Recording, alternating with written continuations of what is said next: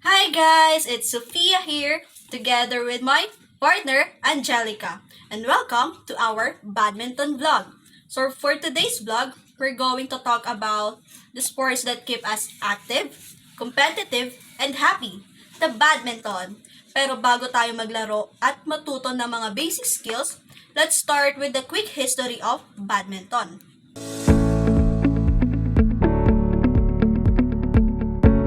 Did you know that badminton actually started hundreds of years ago?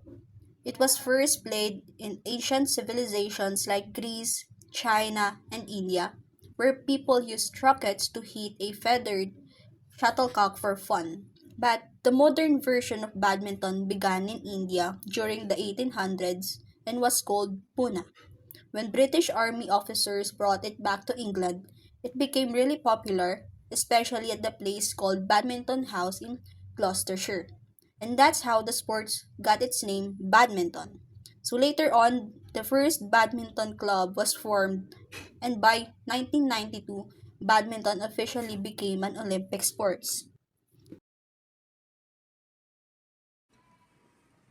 Let's start with the court. A standard badminton court is a rectangle, and it's divided by a net right in the middle. There are four main dimensions you should know. First, the length.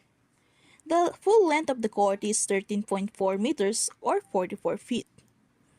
From the back boundary line on one side to the back boundary line on the other side. Second, width.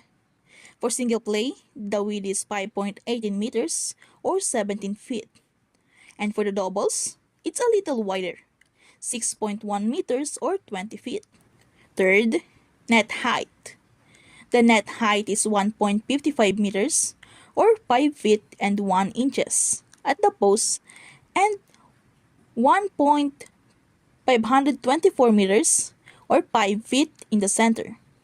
It slightly dips in the middle, and that's normal. And lastly, markings and areas. These lines define different areas. Short service line, where serves must cross. Center line divides left and right server courts. Back boundary line, the farthest line you can hit inside. And lastly, side lines, used differently for singles and doubles. Every game starts with a serve, and knowing those lines help you play correctly. Now, let's talk about the gears. Badminton might look simple, but each piece of equipment has its own parts and purpose. For the rackets, a badminton racket is lightweight, usually 80 to 100 grams, and it has several parts.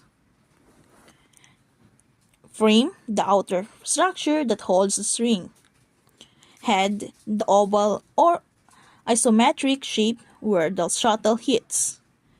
String bed, the netted area for striking the shuttle.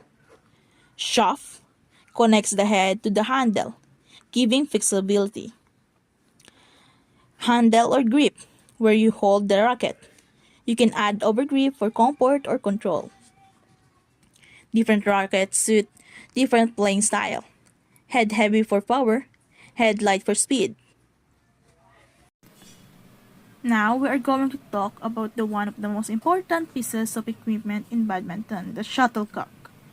The shuttlecock is that small cone-shaped object we hit back and forth during the game. It is especially designed to be light, aerodynamic, and always fly cork first through the air, which makes badminton such a fast and exciting sport to play. Now, let's take a closer look at this part. The shuttlecock has two main components, the base and the skirt. The base, also called the cork, is the rounded bottom part that players strike with their rackets. It is usually made of cork or sometimes rubber, and it's covered with thin leather to make it smooth and durable. Next, the skirt, on the other hand, forms the cone-shaped body of the shuttlecock. In traditional shuttlecock, the skirt is made up of 16 feathers, usually from a goose or duck, arranged carefully to ensure balance and stability in flight.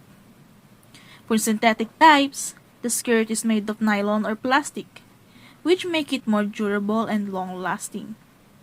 These feathers or synthetic materials are held together by glue or thread that connects them securely to the base. When it comes to the difference between feather and synthetic shuttlecocks, each has its own advantages. Feather shuttlecocks are made from natural feathers and they are offer more accurate flight and better control, which is why they are used in professional tournaments. However, they're quite delicate and can wear out easily after just a few. Wow, we are almost done. Let's move on with the grips. It is another key element that controls their power and accuracy in badminton. The two most common grips in badminton are the forehand grip and the backhand grip. The forehand grip is similar to shaking hands with your racket. It is used for most overhead and attacking shots because it gives you more power and flexibility. Meanwhile, the backhand grip is used when the shuttle is on your racket side. To do it, you rotate your racket slightly so that your thumb rests on the wider part of the handle. This gives better control for backhand shots. Let's move on with badminton stance. There are three main stances in badminton: the attacking stance, defensive stance. The attacking stance is used when you are preparing to hit a smash or a powerful shot. In this stance, your body faces sideways, your non-racket foot is forward, and your racket is raised and ready to swing. The defensive stance, on the other hand, is for receiving smashes or strong attacks from your opponent. Your feet are shoulder width apart, knees slightly bent for quick reaction. Work in badminton helps you move quickly, stay balanced, and reach every shot with ease. It starts with a steady position, knees bent, feet apart, and weight on your toes. Use the shuffle and chase step to move around the court, the lunge to reach forward, and the split step to react faster. Always return to your base position after each shot. Now, let's talk about services. The starts of every rally. There are two common types: the long service and the short service. The long service is usually used in singles. It's hit high and deep to the back of the opponent's court, making it harder for them to attack. Meanwhile, the short service is common in doubles.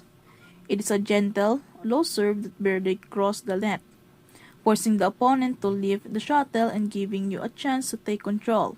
Whether you are a beginner or just trying to level up your game, understanding shots in badminton will help you play smarter and more confidently on the court. Let's start with the most powerful shot in badminton, the smash. This is an attacking shot, hit sharply downward toward your opponent's court. It is fast, powerful, and often used to finish a rally. To perform a good smash, you need a strong wrist snap, proper timing, and quick recovery so you're ready for the next shot. Next is the lob and clear. The clear is a high, deep shot that sends the shuttle all the way to the back of your opponent's court. It is used to give yourself more time to recover and to push your opponent away from the net. When you hit it high and far upward, that's called an overhead clear. But when you leave it from the front of the court to the back, it is often called a lob. Now, let's move on to the drop shot. This is a soft, controlled shot that barely passes over the net and lands closely to it on your opponent's side. The drive shot in badminton is a fast and flat shot that travels just above the net. It is used to pressure your opponent and keep the rally quick.